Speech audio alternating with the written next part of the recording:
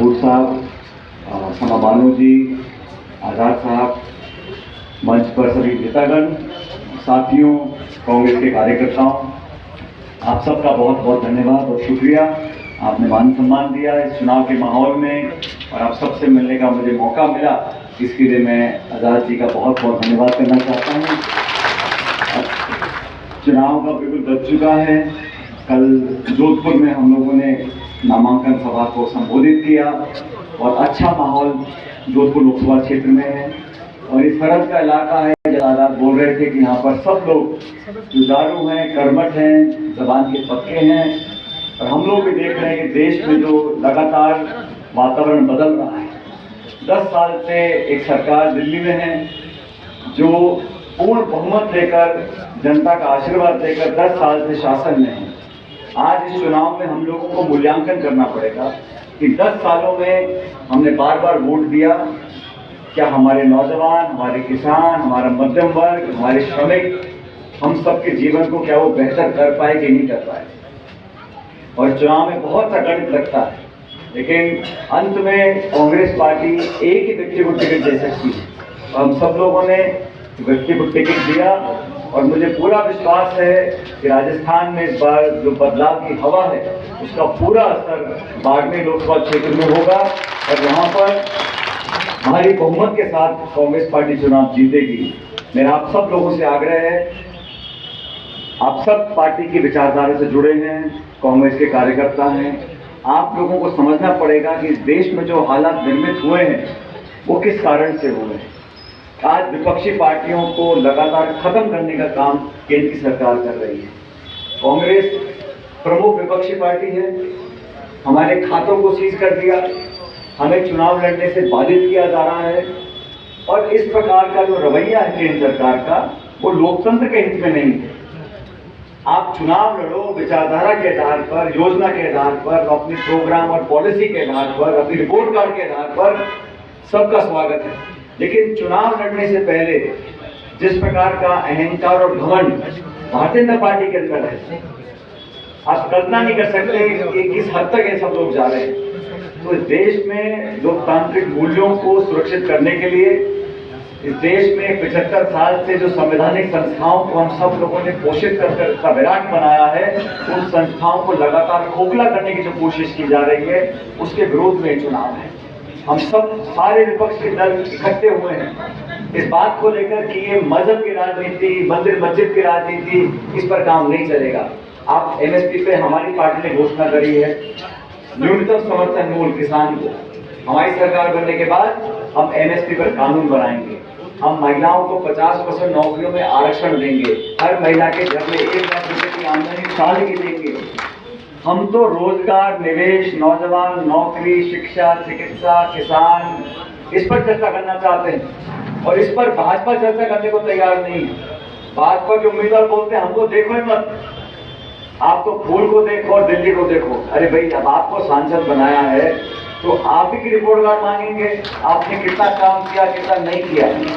तो ये जो राजनीति हो रही 10 साल से, इसके विरोध में कांग्रेस पार्टी और तमाम हमारे सहयोगी दल इकट्ठा होकर आए हैं और ये लोकसभा क्षेत्र बहुत बड़ा है, बहुत सारे हमारे अनुभवी पुराने नेता मौजूद हैं, आप सब यहाँ मौजूद हो। ये लोकसभा क्षेत्र बहुत लंबा चौड़ा है, इसमें उम्मीदवार हर जगह नहीं जा सकता, इसलिए हम सब मिलकर आज आपसे आग्रह करने के लिए आए हैं कि आज से लेकर मतदान के दिन तक हम लोगों को अपना मन बनाकर एक दूसरे का सहयोग करना है और छत्तीसगढ़ कौम को, सब लोगों को साथ लेकर आगे बढ़ना है। और बदलाव जब होगा, याद रखो दोस्तों, उन राज्यों में जहां भाजपा और कांग्रेस का सीधा मुकाबला है, उन राज्यों में कांग्रेस पार्टी को जरूर जीतना है, क्योंकि ये जिम्मेदारी हम लोग की पड़ जाती है जो इंडिया अलायंस के पार्टनर्स हैं। कांग्रेस प्रमुख दल है और पूरे देश को आज जरूरत है एक मजबूत विपक्ष की, और विपक्ष मजबूत तब होगा जब कांग्रेस मजबूत होगी। और बाड़मेर में तो यहाँ हमेशा से लोग कांग्रेस को चाहने वाले बहुत हैं और यहाँ पर जो माहौल मैं देख रहा हूँ जोधपुर में, बाड़मेर में कांग्रेस के पक्ष का माहौल है। और आज मैं बता रहा था हेमाराम जी को, मेरे खुद के क्षेत्र में आज नामांकन बनने जा रहे हैं हरीश मीणा जी टोंक में, तो मुझे यहाँ से बहुत जल्द टाउन जाना है, लेकिन फिर भी मैं कल शाम को बाड़मेर आ गया था। सब लोगों से मैंने मुलाकात करी है और मुझे खुशी इस बात की है कि सब लोग अपने मतभेद भुलाकर कांग्रेस पार्टी के पक्ष में काम कर रहे हैं और खासकर नौजवानों में बहुत ऊर्जा है, बहुत उत्साह है। इसको देखकर मुझे लगता है कि बदलाव होगा। पूरा देश देखना चाह रहा है कि राजस्थान में क्या परिणाम आएंगे और पूरी दुनिया देख रही है कि हिंदुस्तान की आवाम, हिंदुस्तान के लोग इस गणतंत्र को मजबूत करने के लिए जागरूक हैं कि नहीं। लोकतंत्र की जड़ें हमेशा मजबूत रहें, घमंड और अहंकार की राजनीति को समाप्त करें, टकराव की राजनीति, प्रतिशोध की राजनीति, विभाजन करने की राजनीति तमाम एजेंसियों को लगा रखा है। इनकम टैक्स को, सीबीआई को, ईडी को, जो कांग्रेस का व्यक्ति मिले, जो विपक्ष का व्यक्ति मिले, उसको दबोच लो, उसकी आवाज को खत्म कर दो। इस प्रकार की राजनीति कोई अच्छा संकेत नहीं है। इसलिए ये इसका व्यक्ति का चुनाव नहीं है, ये भविष्य का चुनाव है और कांग्रेस को मजबूत करेंगे तो मैं समझता हूँ देश में लंबे समय तक हम लोग एक ऐसा देश बना सकते हैं जहाँ पर सब लोग समृद्ध रहें, किसान मजबूत रहे, नौजवानों को एक भविष्य बेहतर बनाने की उम्मीद जगी रहे। मेरा आप सबसे आग्रह है कि हम मिलकर हमारे उम्मीदवार को, उमेदवार जी को मजबूती दें और कांग्रेस पार्टी को जिताएं। अभी ये आजाद साहब भाषण दे रहे थे, मैं देख रहा था कितना बदलाव आया है। पहले जब मुझे मिले थे तो एक लेखक के रूप में मिले मेरे को कि साहब मैंने किताब लिखी है, 8-10 साल हो गए मेरे बात को। फिर मैंने कहा तो किताब लिखते हैं, तो पता पड़ा छोटा मोटा धंधा पानी भी करते हैं। फिर समाज सेवा में चले गए, फिर राजनीति कर रहे हैं और आज मैं भाषण सुन रहा था तो बिल्कुल मंजे हुए नेता की तरह भाषण दे रहे थे। बहुत शुभकामनाएं आपको आजाद साहब। और आप इस क्षेत्र में, पूरे जिले में लोगों को सक्रिय रखो, कांग्रेस पार्टी की प्रति लोगों की जागरूकता और बढ़े, हमारी विचारधारा और व्यापक हो। और हमारे दोनों तीनों बुजुर्ग नेता बैठे हैं, हालांकि कर्नल साहब को बुजुर्ग नहीं है, कबड्डी कुश्ती के लिए हमेशा तैयार रहते हैं। और हेमाराम जी तो ऐसे हैं, मैंने 20 साल से वैसे ही है, बिल्कुल बाल पके हुए हैं लेकिन चेहरे पर मुस्कान रहती है।